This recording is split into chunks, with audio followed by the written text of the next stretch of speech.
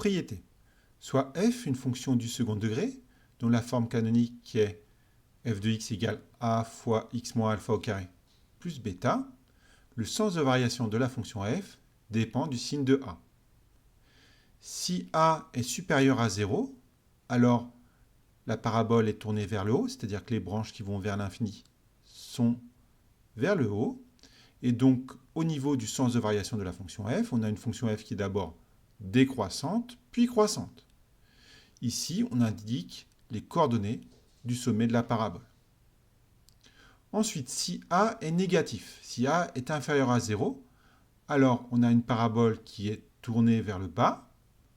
Et donc, au niveau du sens de variation, la fonction f est d'abord croissante, puis décroissante. De nouveau ici, on indique les coordonnées du sommet de la parabole.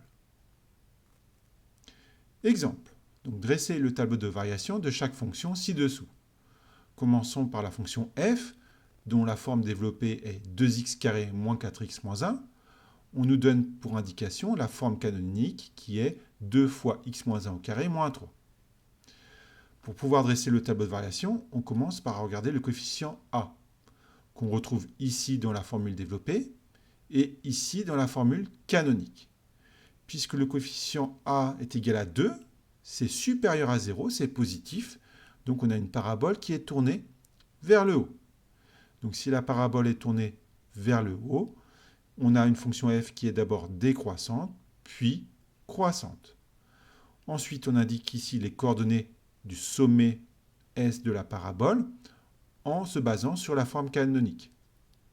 Alpha est égal à 1, donc ici je mets 1. Bêta est égal à moins 3, donc ici je mets moins 3. Et voilà notre tableau de variation.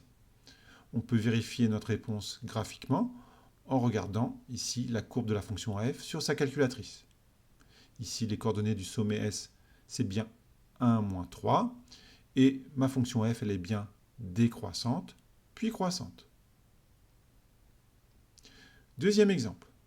Soit g, la fonction définie sur l'ensemble des réels R, par g de x égale moins x² moins 6x moins 4. On nous donne comme indication la forme canonique qui est g de x égale moins x plus 3 au carré plus 5. Pour pouvoir dresser le tableau de variation, on commence par regarder le coefficient a. Le coefficient a, ici, c'est égal à moins 1. On le retrouve ici dans la formule développée et ici dans la formule canonique. Comme le coefficient a est inférieur à 0, on a une parabole qui est tournée vers le bas. Et donc si la parabole est tournée vers le bas, la fonction g est d'abord croissante, puis décroissante. Ensuite ici, on indique le sommet de la parabole. Donc les coordonnées du sommet sont moins 3, 5. Ici, alpha vaut moins 3.